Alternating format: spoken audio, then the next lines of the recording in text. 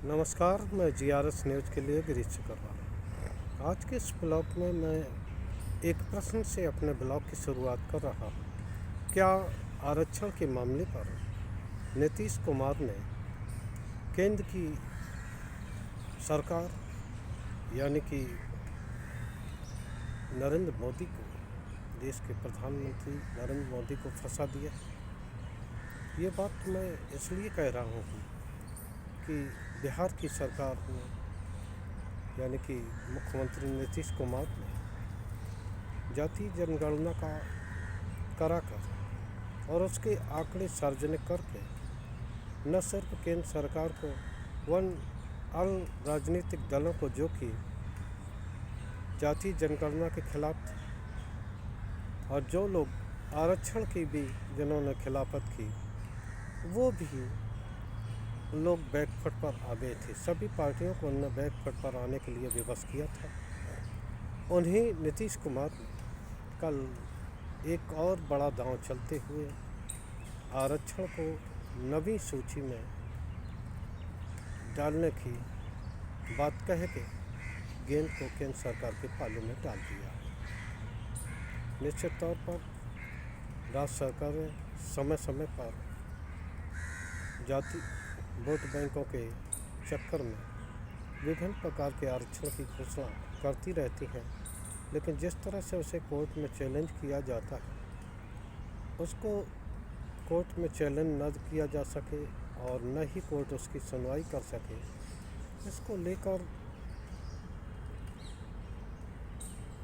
नीतीश कुमार ने एक बड़ा दांव चला। अगर आरक्षण को नवी अनुसूची में डाला जाता है तो निश्चित तौर पर इसको लेकर कोई भी न तो कोर्ट जा पाएगा और न ही कोई बदलाव करा पाएगा। ये एक ऐसा दांव है जिसके कारण केंद्र सरकार मुश्किल में फंसी हुई दिखती है। आप सभी लोगों को जानकारी होगी कि जब जाति गणना कराने के लिए बिहार सरकार का एक प्रतिनिधिमंडल प्रधानमंत्री से मिलने दिल्ली स्थित उनके कार्यालय में आया था, तो उस समय नीतीश कुमार उसी एनडीए सरकार का हिस्सा था। बिहार के सभी राजनीतिक दल उनके साथ आए थे, यहाँ तक कि कांग्रेस जो कि जिन्होंने कि एक योजना के तहत आरक्षण का विरोध किया था वो भी साथ में थी, क्योंकि वो बिहार में एक सहयोगी के रूप में वहाँ काम कर रहे थे। तो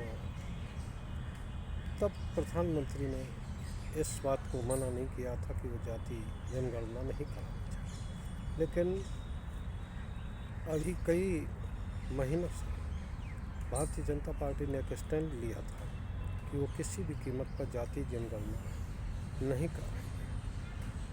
उनका मानना था कि जो उनका कोर वोट है यानी हिंदुत्व को लेकर उनको जो आइडियोलॉजी है उससे निश्चित तौर पर धक्का पहुंचेगा अगर समाज को जाति खांचों में बांटा जाता है। अब जो नीतीश कुमार ने जाति जनगणना करा दिया और उसके आंकड़ों को भी 2 अक्टूबर को सार्वजनिक किया।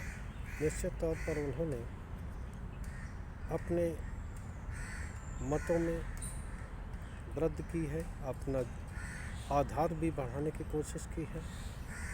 तो इसको लेकर भी अब भारतीय जनता पार्टी जो कि जाति गणना से परहेज कर रही थी उनका भी बयान आया।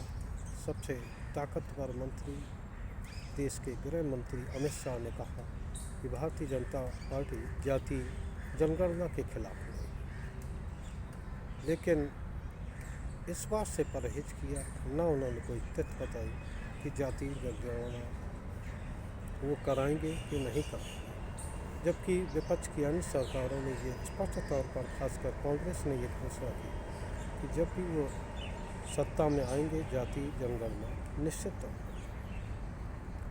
तो ये दांव नीतीश कुमार का कितना कारगर होगा ये देखने वाली बात होगी, लेकिन जिस तरह पर बैकफुट पर ला दिया है उन्होंने और केंद्र सरकार ये सोचने को विवश हुई है आखिर इसका काट क्या निकाला जाए। भारतीय जनता पार्टी जो कि प्रखर हिंदुत्व और धर्म को राजनीति में घालमेल करने वाली पार्टी मानी जाती है और उसी एजेंडे को वो आगे बढ़ाती है।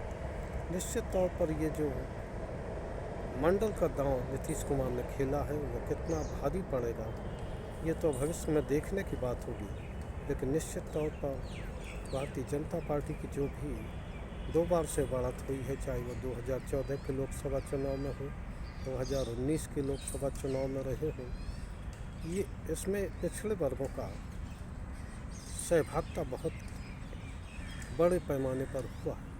अगर इस तरह का संदेश जाता है कि केंद्र सरकार जातीय जनगणना के खिलाफ है या वो आरक्षण को केवल राजनीतिक मुद्दा ही बनाना चाहती है, नबी अनुसूची में नहीं डालती है, निश्चित तौर पर भारतीय जनता पार्टी को इससे झटका पहुंचेगा।